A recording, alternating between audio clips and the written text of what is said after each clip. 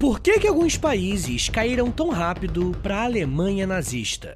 Qual que é a melhor forma de tratar quem colaborou com o nazismo? Essas são apenas algumas perguntas que podemos nos fazer quando estudamos com mais atenção o que foi a França nazista, conhecida também como França de Vichy. Quem ouve o História em Meia Hora há algum tempo já sabe que um dos assuntos mais populares por aqui é a Segunda Guerra Mundial. Ao longo desses últimos anos, temos aprendido que, por trás de toda a curiosidade e fascinação que a temática da Segunda Guerra traz, podemos aprender uma série de coisas sobre relações sociais, políticas e temas que fazem parte desse assunto, mas que não são tão conhecidos. E é provável que muitos saibam que a França foi um dos primeiros países a serem invadidos pela Alemanha nazista. Mas o que talvez menos pessoas tenham conhecimento é que dentro da França tivemos cidadãos que colaboraram com o avanço nazista. E por esse ser um tema bem delicado e que mexe com a memória histórica bem presente em algumas regiões, eu quero lembrar que eu sempre baseio os meus episódios em autores e em fontes confiáveis, e você pode conferir tudo que eu utilizei na descrição desse episódio. A Segunda Guerra Mundial teve início no dia 1º de setembro de 1939, com a invasão da Alemanha na Polônia. Pelo menos essa é a versão oficial aqui do Ocidente. Bem, pouco menos de um ano depois, mais precisamente em maio, os alemães levaram os seus tanques e soldados para tentarem invadir a França. Por mais que tentar invadir a França seja um objetivo aparentemente óbvio por parte da Alemanha, a relação entre esses dois países já era antiga, e o encontro entre essas duas nações sempre foi marcado por violência, ressentimento e principalmente vingança. No final do século XIX, a Alemanha estava passando pelo seu processo de unificação. E isso aconteceu porque até 1871, a Alemanha, enquanto um país, ainda não existia. O que tínhamos no lugar era um conjunto de estados germânicos liderados pela Prússia, mas que estavam tentando se unificar. Uma das nações que se opôs a esse processo de unificação foi a França. E essa divergência levou esses dois grupos para o campo de batalha em um conflito chamado Guerra Franco-Prussiana, que ocorreu entre 1870 e 1871. Com o final da guerra, os germânicos venceram os franceses e conseguiram consolidar o processo de unificação do Império Alemão. E além de derrotarem a França, a Alemanha ainda conseguiu anexar o território de Alsácia e Lorena, que antes estava sob o domínio francês. Um outro ponto de rivalidade entre os dois países se deu no início do século XX, com o início da Primeira Guerra Mundial. Um dos primeiros movimentos da Grande Guerra foi protagonizado pela Alemanha invadindo a Bélgica e, em seguida, invadindo a França. Não podemos esquecer que essa guerra pode ser encarada como uma guerra que colocou frente a frente grandes impérios europeus que estavam disputando territórios na África e na Ásia. E eu não vou entrar em tantos detalhes aqui, porque eu tenho um episódio bem legal aqui no feed sobre essa guerra, a Primeira Guerra Mundial. É um dos primeiros episódios do podcast e eu acho que vale a pena dar uma ouvida lá depois. Mas um dos eventos mais importantes da Primeira Guerra aconteceu, na verdade, no final do conflito. No dia 11 de novembro de 1918, a Alemanha se rendeu e os países assinaram um armistício na cidade de Compiègne, na França. Esse acordo foi assinado dentro de um vagão de trem e reuniu diversos líderes políticos e militares. E eu gostaria que vocês se atentassem para o fato de onde esse acordo foi assinado, e daqui a pouco vocês vão entender por que eu tô falando isso. Bom, mas no ano seguinte, a França também foi palco de um dos eventos mais importantes do século XX. Eu tô me referindo ao acordo que foi assinado pelos países vencedores e que colocaram toda a culpa pela guerra na Alemanha. E sim, eu tô falando do famoso Tratado de Versalhes, que tem esse nome porque foi assinado na cidade de Versalhes, que também fica na França. Foi esse tratado que colocou a Alemanha em uma posição extremamente humilhante no cenário internacional. É a partir de todo esse contexto histórico que somos levados para a década de 30 e vemos a ascensão do nazismo através da liderança de Adolf Hitler. É provável que o Hitler tenha sido o principal nome que conseguiu canalizar o sentimento de frustração e revolta da população alemã. E não se engane, tá? Parte dessa sede de vingança estava voltada para a França. E uma das provas disso é que quando a Segunda Guerra se iniciou em 1939, com a abertura do fronte oriental, logo Hitler levou seus exércitos para o fronte ocidental.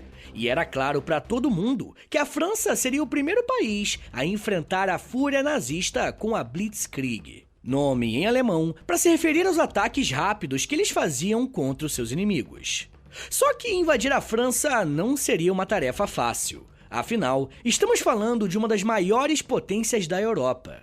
E para cumprir esse objetivo, os alemães precisavam de uma estratégia rápida e eficiente. A escolha foi dividir 3 grupos de exército para fazer o ataque em 3 pontos diferentes. Ao norte, os alemães começaram invadindo a Bélgica para atraírem as tropas francesas e britânicas, que deram suporte ao seu aliado.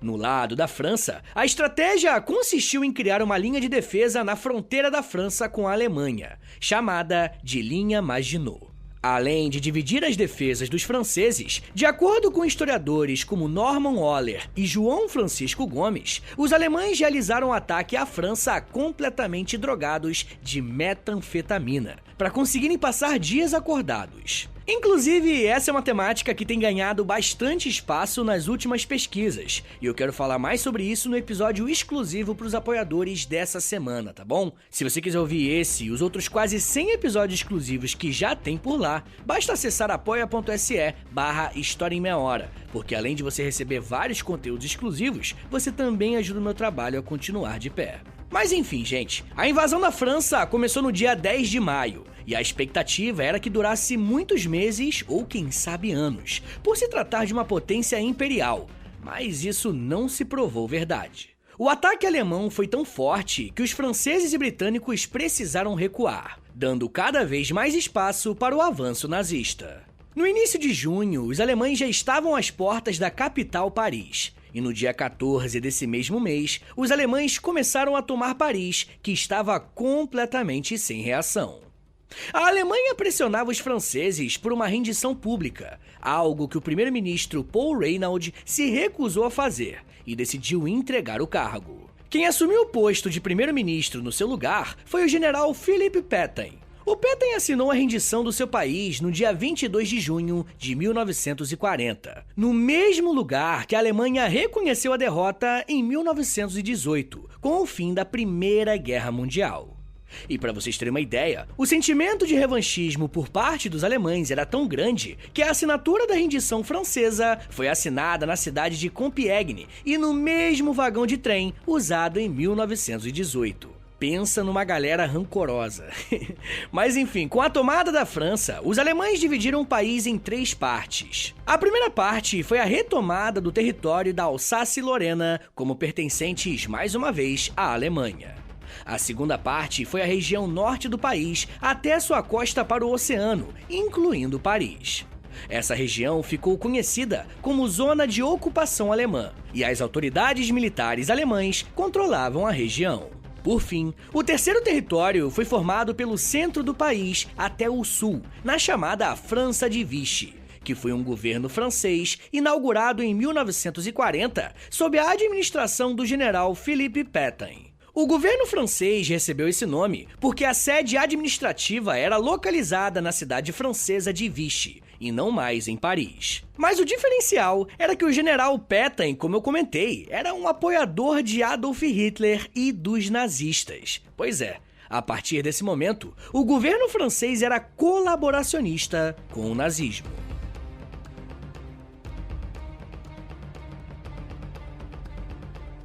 Antes da invasão alemã, a França era governada por uma república.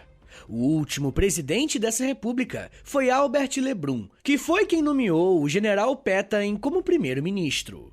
Philippe Pétain foi um militar francês muito renomado, que participou de uma série de operações, incluindo a Primeira Guerra Mundial. Quando a Segunda Guerra começou, ele já estava com uma idade avançada, 83 anos para ser mais exato. É muito incomum vermos figuras políticas chegarem a essa idade com um papel de protagonismo, mas o Pétain conseguiu cumprir esse papel. Um dos motivos do porquê que ele foi escolhido como primeiro-ministro é porque o general era uma figura extremamente respeitada na França, tanto pela sociedade civil quanto pelos militares. Esse prestígio foi conquistado em seus anos de serviço militar, porque ele foi um líder com boas estratégias de combate e que prezava pela vida dos seus subordinados. Mas a pergunta é: como que esse cara, que tem uma trajetória respeitável de serviço à nação, se rendeu ao nazismo? Olha, para respondermos essa pergunta e compreendermos melhor os diversos casos de colaboracionismo com o nazismo, precisamos dar alguns passos para trás e tentar estudar esse fenômeno com a cabeça desses personagens. Pessoal, nós estamos estudando a Segunda Guerra, a França, o nazismo, já sabendo o final que a Segunda Guerra Mundial vai ter. Nós já sabemos que a França será libertada, sabemos que a Alemanha vai perder e vai se dar muito mal no pós-guerra, e principalmente, nós já sabemos o que foi o horror do Holocausto. Só que em 1940, o massacre aos judeus ainda estava acontecendo, e muitas pessoas não tinham ideia do que estava rolando. O meu objetivo aqui hoje não é relativizar o nazismo nem algo do tipo. Eu só quero chamar sua atenção para o fato de que uma grande parcela da sociedade europeia vê o nazismo como uma esperança de mudança. E em uma das missões que o Philippe Pétain recebeu do seu governo foi assumir a embaixada da França na Espanha em 1939. E nesse ano, a Espanha estava passando por uma guerra civil, e quem governava o país era Francisco Franco, um militar e político abertamente alinhado com os ideais nazifascistas. E é bem provável que a aproximação de Pétain com o nazismo tenha acontecido de forma indireta através da Espanha. Podemos ver que a influência desses governos autoritários alcançou o general porque, quando ele chegou ao poder, quis fazer da França de Vichy um governo que retomaria o prestígio do país. Pétain passou a dizer que iria realizar uma revolução nacional, usando como lema do governo as palavras trabalho, família e pátria. Essa tentativa de resgate de um prestígio francês fazia referência ao período em que o país passou a aumentar a quantidade de judeus em seu território. Mas o grande diferencial ao falarmos sobre a França de Vichy é que não foi apenas o governo que passou a colaborar com os nazistas. Parte da população civil francesa aceitou e adotou os princípios nazistas. Podemos ver a aplicação dessa aceitação em algumas áreas, como por exemplo na criação de campos de treinamentos para os jovens. Philippe Pétain designou o general Joseph Delaporte Doutan como líder desse projeto. Os campos serviam para moldar os princípios nazistas nas gerações mais novas. Ao mesmo tempo que essas milícias iam sendo formadas, a França de Vichy iniciou um processo de abolição da carreira militar formal. E molecada, em quais outros países a militarização da juventude foi uma pauta importante? Pois é, na Itália fascista e na Alemanha nazista. A França de Vichy estava se espelhando e colocando em prática diversos pontos centrais das ideologias que chocaram a Europa e o mundo no início do século XX. Philippe Pétain só conseguiu avançar essas pautas porque, assim que a rendição francesa foi decretada, em julho de 1940, o Congresso da França de Vichy deu plenos poderes ao general. E olha só o que o historiador Robert Paxton falou sobre essa decisão do Congresso francês. Abre aspas. A lei deu ao Marechal Pétain todos os poderes governamentais e buscava a promulgação de uma nova Constituição que nunca veria luz. O Estado francês permaneceria durante todo o mandato de Pétain como um governo provisório de fato. Fecha aspas.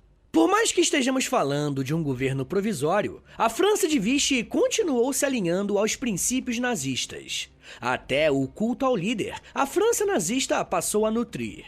Como Philippe Pétain tinha servido seu país em diversas oportunidades e liderado muitas tropas, a sua imagem de governante e líder passou a ser usada como o rosto do regime.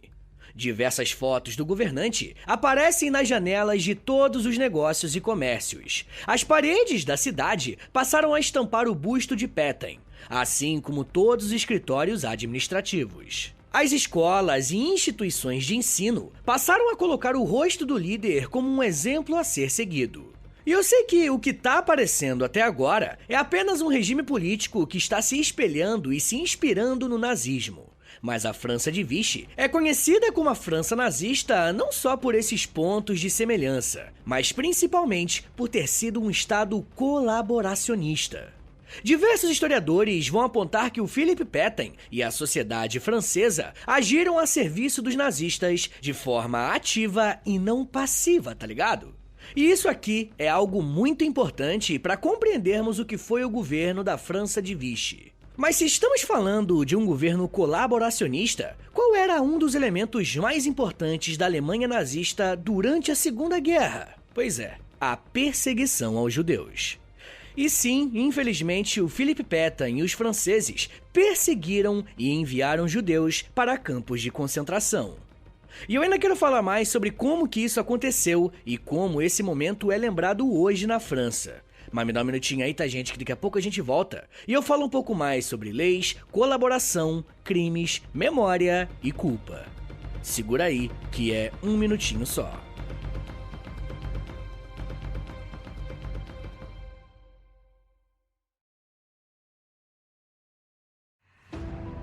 This episode is brought to you by Peacock. The new Peacock original documentary, Matthew Perry, A Hollywood Tragedy, dives deep into the beloved actor's rise to fame and his tragic death. 5 people, including Perry's personal assistant, 2 medical doctors, and an alleged Hollywood drug dealer known as the Ketamine Queen, were charged with conspiracy to illegally provide Perry with the ketamine. Explore the details of the case in this heartbreaking special, streaming now only on Peacock.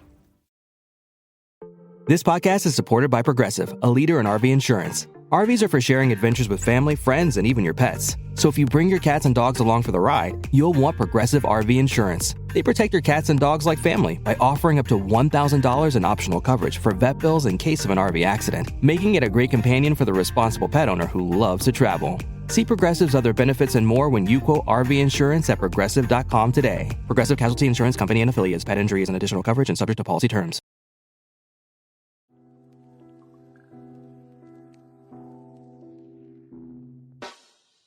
O História em Meia Hora é parceiro da loja.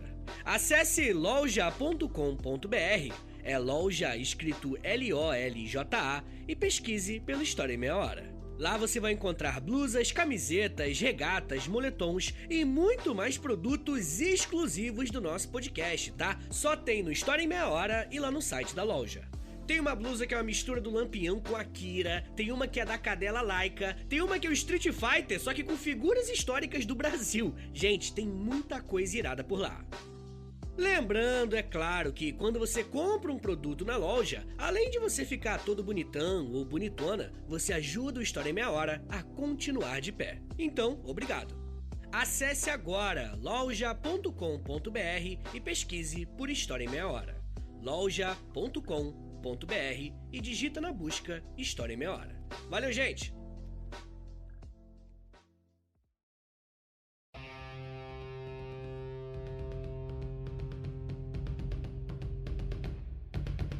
Abre aspas. Sou vítima de uma história maligna, especialmente acentuada no espírito dos jurados. Já o disse e o repito ainda, reservai o vosso julgamento. Fecha aspas. As palavras que você acabou de ouvir fazem parte de um trecho da defesa do general Pierre Laval, um político francês que foi um dos braços de apoio de Philippe Pétain. Como deu para perceber no trecho, Laval está em um julgamento que ocorreu logo após a França ter sido recuperada das mãos dos nazistas.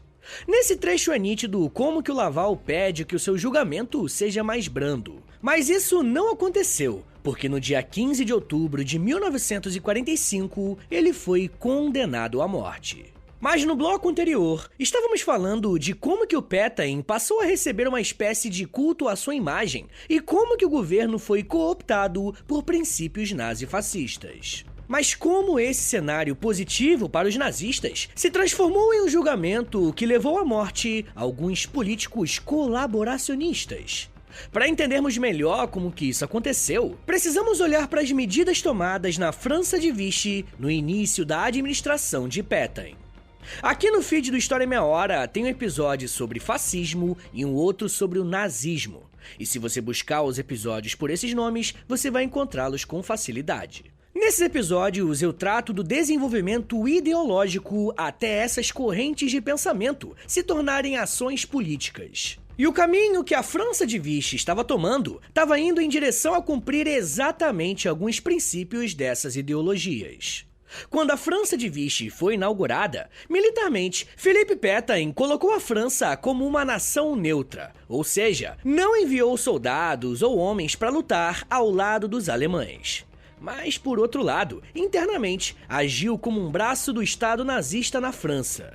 Não demorou muito para que liberdades civis fossem suspensas, como o direito ao voto e ao processo legal. Partidos políticos foram proibidos e as reuniões em sindicatos foram vigiadas e em seguida proibidas. Todos os sindicatos que existiam na França foram unidos em uma única organização corporativa, que supostamente representaria o interesse dos trabalhadores. Mas todo mundo sabia que, na verdade, essa decisão tinha como objetivo impedir que a classe trabalhadora francesa se organizasse contra o novo regime. A repressão política não se voltou apenas para os militantes ou membros dos sindicatos, mas também a população civil francesa sentiu o impacto desse governo autoritário, principalmente aqueles que se colocavam contrários de alguma forma às ideias nazistas.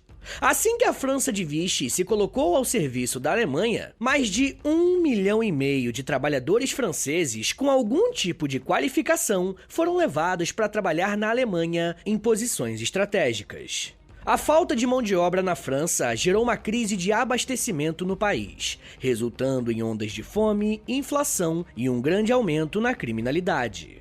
Com essa crise social, cada pessoa foi inserida dentro de uma categoria para poder ter acesso aos itens básicos de sobrevivência. Para vigiar aqueles que se colocavam contra o governo de Pétain, foram criados diversos meios de controle, como o Comitê Profissional de Organização e Distribuição, que tinham o poder de dar ou negar a distribuição desses itens básicos, caso o indivíduo fosse acusado de subversão.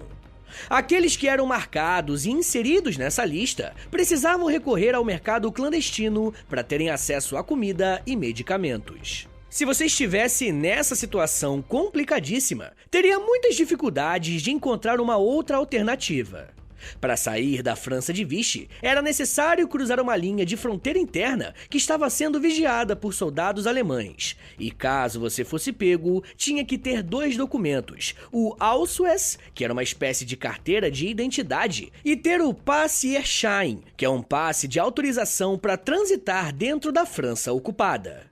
Se você não tivesse esses 2 documentos regularizados, o seu destino era a prisão e o trabalho forçado. Mas essas regras valiam apenas para os cidadãos franceses. Caso você fosse um judeu ou um francês de origem judaica, as coisas seriam bem mais complicadas. Em outubro de 1940, Philippe Pétain criou um projeto de lei que gerava uma série de barreiras para a população judaica na França.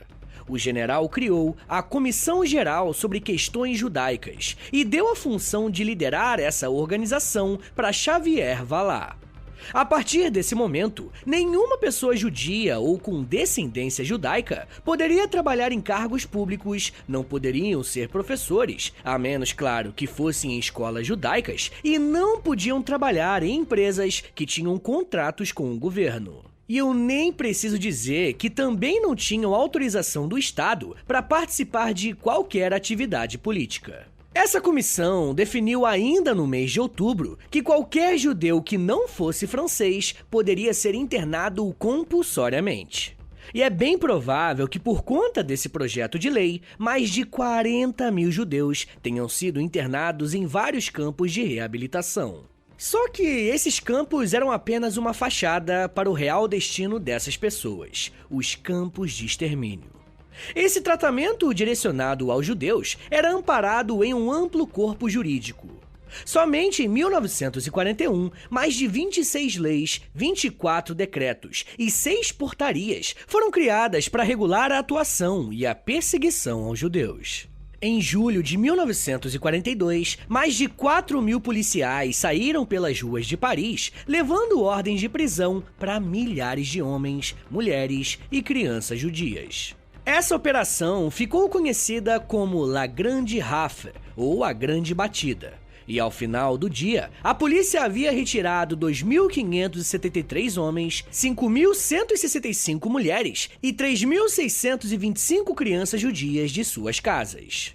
A operação policial continuou nos dias seguintes e aproximadamente 6.000 pessoas foram presas e transportadas para a cidade de Drancy, local ao norte de Paris. Essa era uma cidade que servia como uma espécie de ponto logístico, onde os judeus eram expulsos da França e enviados para os diferentes campos de concentração. Aqueles que não seguiam esse caminho eram enviados para um galpão até que uma nova remessa de judeus pudesse ser extraditada. Só que as condições de vida nessa espécie de prisão eram horríveis. Quem relatou como era o cotidiano dessas pessoas foi um advogado parisiense chamado Georges Wellers, ao dizer que, abre aspas, todas aquelas pessoas desgraçadas viveram 5 dias horríveis no enorme interior repleto de ruídos ensurdecedores, entre gritos e lamúrias de pessoas que enlouqueceram ou de feridos que tentaram se matar. Fecha aspas. Essa espera nos galpões era provisória, e sempre que abria espaço em campos de concentração, essas pessoas eram retiradas do cárcere e colocadas em vagões que transportavam gado e entravam na rota dos campos de extermínio. Em alguns casos, esses judeus da França de Vichy eram mandados para morrer nas câmaras de gás de Auschwitz, talvez o principal campo de extermínio criado pelos alemães. Essas mesmas regras foram aplicadas nas colônias que a França de Vichy tinha na África. Aqueles que tinham qualquer relação de sangue com os judeus na Argélia, Marrocos e na Tunísia também passaram a ser perseguidos e enviados para os campos de concentração. O governo de Philippe Pétain criou o decreto Crémieux, que anulava a cidadania francesa dos judeus argelinos e retirava qualquer chance de recuperação dessa cidadania. Nessas colônias francesas, a vida dos judeus foi ainda mais impactada, pois foram proibidos de trabalhar no setor financeiro. Eles também foram impedidos de realizar empréstimos bancários e realizarem negociações envolvendo o comércio de grãos, gado e madeira. E parece bizarro, mas os judeus que viviam nas colônias da França de Vichy não podiam mais ter ou gerenciar negócios. Os judeus que tinham profissões autônomas precisaram obedecer à chamada numerus clausus, que era uma cota que limitava o número de judeus que podiam atuar como advogados, médicos, dentistas, parteiras e arquitetos a apenas 2% do total de profissionais licenciados nessas profissões. Ao todo, mais de 76.000 judeus foram deportados da França para campos de concentração nazistas entre os anos de 1940 e 1943. Sem contar, é claro, com os judeus que vieram das colônias francesas. Infelizmente, desse total, menos de 3.000 retornaram vivos. Mas sabe o que é ainda mais cruel em todo esse processo? Toda a operação montada para marginalizar os judeus, prendê-los e enviá-los para os campos de concentração não foi planejada e realizada pelos nazistas que estavam ocupando a França. Na verdade, foi pelos próprios franceses. Foi o governo e os franceses que levaram para a morte milhares de judeus e retiraram as liberdades civis de milhões de cidadãos. O historiador Serge Klarsfeld diz que, quando a guerra acabou, políticos que lideravam a França de Vichy tentaram dizer que não passavam de oficiais que foram obrigados e coagidos pelos alemães a tomarem essas decisões. Klarsfeld aponta que o Philippe Pétain teve um papel central no Holocausto, porque, abre aspas, Vichy era um regime antissemita, liderado por um antissemita, não por um marechal senil manipulado por sua comitiva. Fecha aspas. E ter essa noção sobre o que foi o governo nazista na França é muito importante para sabermos que existem alguns tipos de tema em histórias que determinados grupos preferem jogar para debaixo do tapete, tá ligado? A tentativa de limpar a barra de Pétain e dos membros do seu governo começou assim que a Alemanha começou a demonstrar os primeiros sinais de que perderia a guerra. E como já vimos no episódio sobre o dia D, que tá aqui no feed, o objetivo de países como a Inglaterra e os Estados Unidos era vencer os alemães reconquistando primeiro a França. Caso eles tivessem sucesso, a França de Vichy iria cair. E além dessa ameaça externa, Philippe Pétain também enfrentava o crescimento da resistência francesa contra o nazismo, formada por nomes como o militar Charles de Gaulle e o Partido Comunista Francês. Com a soma de todos esses esforços, no dia 25 de agosto de 1944, a França é reconquistada e a França de Vichy é extinta. Philippe Pétain foge da França, mas no ano seguinte decide voltar ao país para ser julgado por sua atuação e os seus crimes.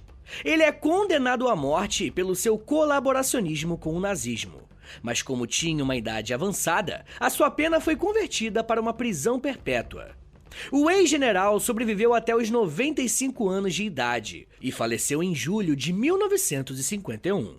Por mais que a França tenha voltado a ser a França, a memória do que aconteceu em Vichy nunca deixou de assombrar o país. Por mais que muitos governos tentaram fixar aquela ideia de que a França foi uma vítima nas mãos dos nazistas, existe uma documentação gigantesca que mostra o contrário.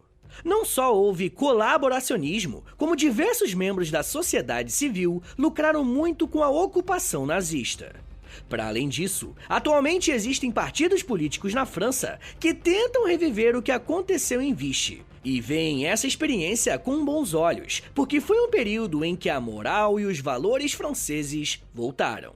Pelo menos esse conceito fascista de moral e valores. Na verdade, o que isso nos mostra é que o nazismo e o neonazismo estão mais fortes e presentes do que queremos admitir. E para vencermos essas forças, é necessário escancarar as ações daqueles que foram parceiros do nazismo.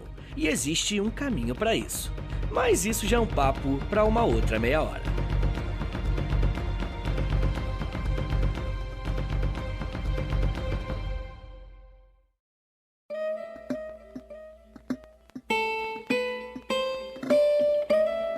Senhores, muito obrigado por terem vindo até aqui. Meu nome é Vitor Soares, eu sou professor de História e você acabou de ouvir o História em Meia Hora.